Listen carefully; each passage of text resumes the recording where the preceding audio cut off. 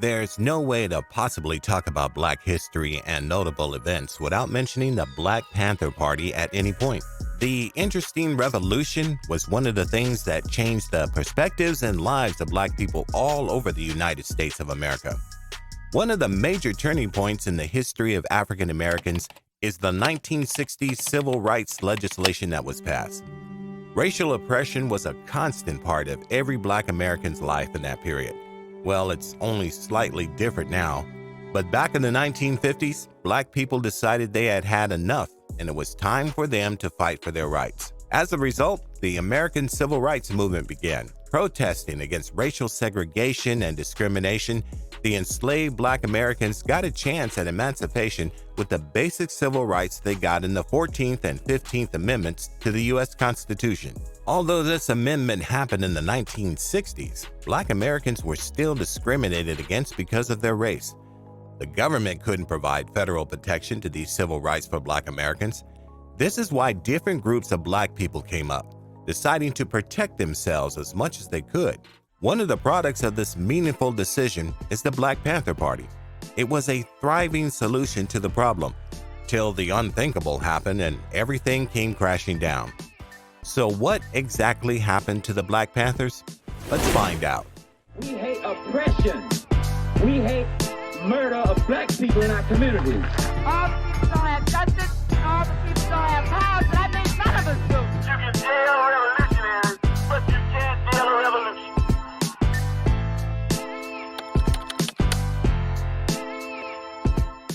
The racial segregation in California started in Oakland. Just like in Greenwood District, many people were attracted by Oakland's booming economy after the Second World War. Southern African Americans and also white people kept moving to the region. However, with time, more Black people were now living in Oakland compared to white people. This would have been a great experience for Black people then. However, there was a major problem. The city's police force. White people majorly dominated this police force. With the combination of a dominantly white police force and a group of ex-Southern whites, all the Black Americans had was more experiences of segregation and discrimination coupled with police brutality. This continued until a couple of young people said it was enough. This final resistance was provoked by a tragic incident. An unarmed Black American teenager, Matthew Johnson, was murdered by a San Francisco policeman. It was bad enough that the murderer wasn't arrested. Then the situation escalated as 12,000 National Guard troops were sent to terrorize residents who had no form of defense, only because they were angry that a cop had not been arrested. Who wouldn't get mad? A teenager was killed for absolutely no reason. It was this event that finally led two Oakland residents, Bobby Seale and Huey Newton, to create the Black Panther for Self-Defense Party. This self-defense party was created to serve the major aim of promoting equal employment, housing, and justice for all while protecting Black communities all over from police brutality. The principles of this Black Panther Self-Defense Party were greatly influenced by some of the philosophies of Malcolm X regarding Black pride. Also, the party was solely inspired by Malcolm X's belief in using armed self-defense to escape white oppression. The Black Panther Party wasn't only created as a protection against police brutality. It was glaring that there were certain capitalist and superior Black people who also participated in oppressing Black people with less social and economic statuses. This was happening very frequently, and the Black Panther Party decided they had enough. Founded in 1966, the Black Panther Self-Defense Party provided armed citizen patrols, monitoring police activities in Black communities all over Oakland and other cities in the United States as they expanded over the years. As they continued to patrol, they began to gain more popularity and attention from different people. Creating political and social activities in the Black community, more Black people started to join the cause, increasing the reach of the beneficial party. As the reach increased, Black Panthers got support from cities and urban regions that had large minority communities. Some included Philadelphia, Los Angeles, New York, and Chicago. With all this, 2 years after its establishment, 1968, the Black Panther Self-Defense Party had around 2,000 members supporting its cause around the United States of America. Like every other successful organization, the Black Panther Self-Defense Party, or as it was more regarded, the Black Panther Party, had its running laws and principles that kept it going. As they drew on Marxist ideologies for running the party, there was a special outline for the political objectives and philosophical views of the company. This outline was called the 10-Point Program in the party. The 10-Point Program had an outline of all the goals of the Black Panther Party and what they wanted for Black Americans all over the country. These 10 points are: freedom and power to determine the destiny of the community, full employment for Black people, end to robbery done by capitalists of the Black community, decent housing for Black Americans, proper education teaching the true history, Black men being exempted from military service, an immediate end to police brutality and murder, freedom for all Black men held in prisons, Black people on trial should be judged by people from Black communities, access to clothing, bread, land, housing, education, peace, and justice. Looking at all these points, the Black Panther Party wasn't really asking for too much, were they? The Black Panther Party didn't just make this list of things they wanted for the Black community without acting.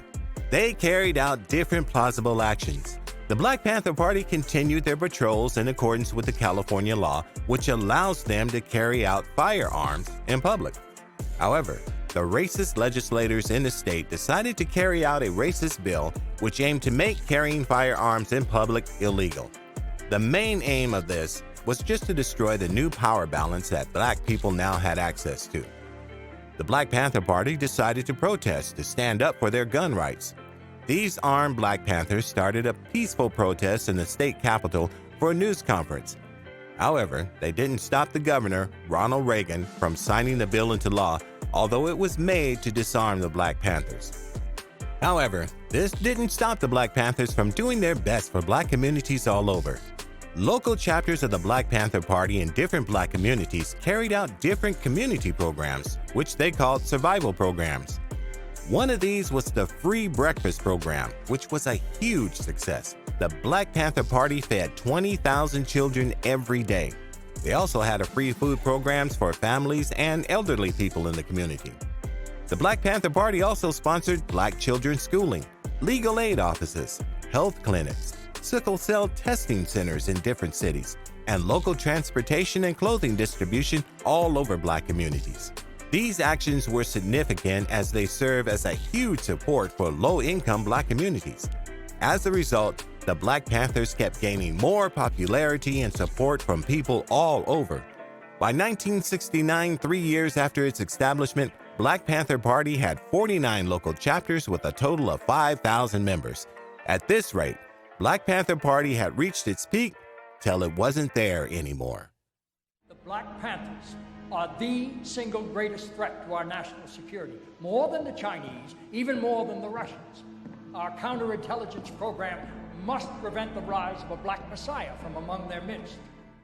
Despite the fact that the Black Panther Party had many amazing achievements that helped develop the Black communities that they were targeting, certain members of the government and the general community saw them as a threat, a gain even. The downfall of the Black Panther Party started when the members of the party started making headlines for arrests and fights. There were many incidents of shootouts and violent confrontations. One of them includes an incident that happened with the party's leader, Huey Newton.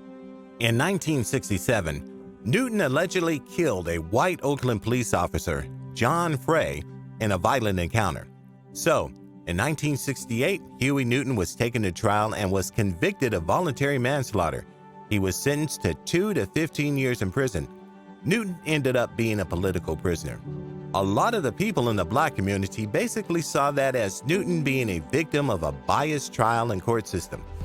This conviction was what began the downfall of the Black Panther Party. The supporters of Newton went on to the streets to start protesting the verdict.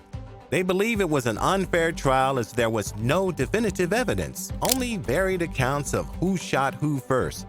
Their protest wasn't in vain, as Newton was released from jail 2 years later after 2 different trials caused the district attorney to dismiss the charges. However, the release of the co-founder of the Black Panther Party didn't change the state of the situation. Many altercations and conflicts were happening both inside and outside the organization. For instance, The editor of Black Panther's official newspaper, Elridge Cleaver, and a 17-year-old Black Panther treasurer and a member got involved in a shootout with members of the Oakland police. This shootout ended badly, causing the death of Hutton while leaving 2 of the police officers wounded. These conflicts also got bad within the party as the members started to spiral out of control without their leader's presence. In 1969, Alex Rackley, a bona fide Black Panther member, was accused of being a police informant by other members in his chapter. This resulted in him getting tortured and murdered by the members. Another example of this eternal conflict is the death of one of the Black Panther's bookkeepers, Betty Ann Patter. She was found beaten and murdered in 1974, long after Newton got out of prison.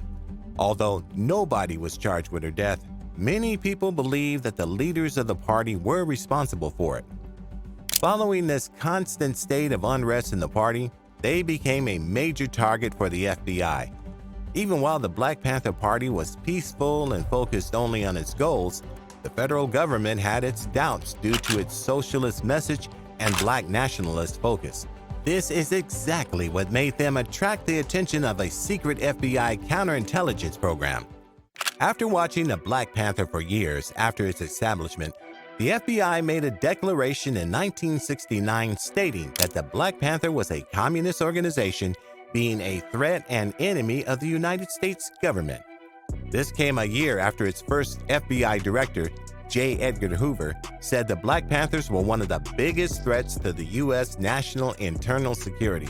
With the Black Panthers being an FBI major target, they tried out different tactics to weaken the resolve and functionality of the Black Panther Party.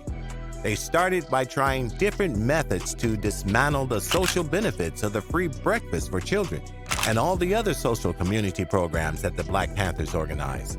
As if this wasn't bad enough, the FBI started using different unjust methods to dismantle the organization completely. They started by using existing rival parties and feasting on the existing rivalries that were going on between different Black nationalist groups. After trying this, they went on to humiliate and charge the members of the party falsely. They ensured these members were in prison despite being innocent. The FBI also planned events that led to the death of Black Panther Party members. The FBI instigated an event between the Chicago Police Department and some members which led to the death of the members. Evidence showed that among the hundreds of bullet casings from that encounter, only one came from the Panther side. The Black Panther Party was officially dissolved in 1982. Black people have encountered so many incidents over the years with unjust treatment from the government of the United States of America. However, the incident of the FBI going to any length to dismantle the Black Panther Party, even going as far as being involved in the murders of some of its members, was a really horrible event and will never be forgotten.